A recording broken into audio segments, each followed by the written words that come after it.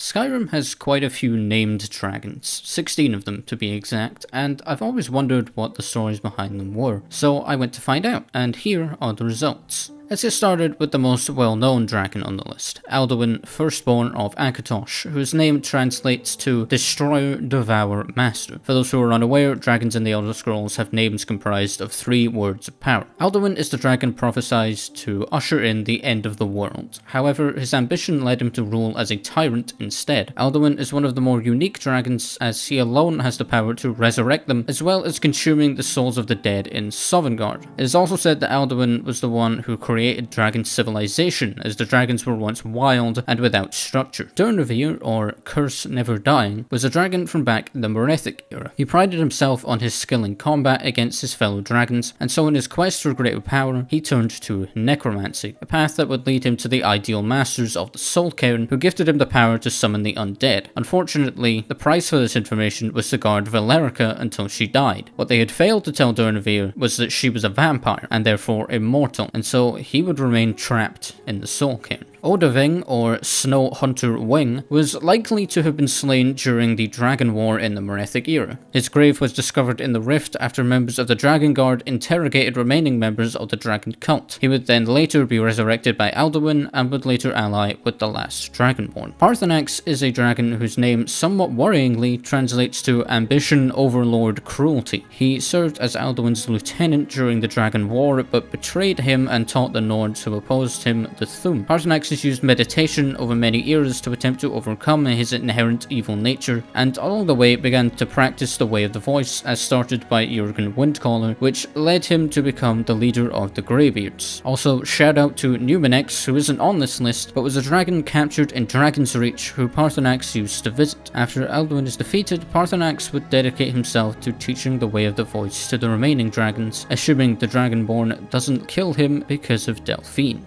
Murmulnir, or Allegiance Strong Hunt, is the first dragon you fight in Skyrim, and is potentially one of the longest surviving dragons, as there is no record of his death, just a record of him being sighted by the Blades in the Reach in the Second Era. Unfortunately, of course, he would be permanently killed by the last Dragonborn and the guards of Whiterun. Salaconir, or Phantom Sky Hunter, is another dragon who is reported to have survived the Dragon War, as he was slain in the First Era by a Nord hero called Jorg Helmborg. His remains were then gathered by remaining Dragon Cult members and buried near Kynesgrove. He would then be one of the dragons resurrected by Aldwin, which is great because it contains my favourite voice line in the entire game.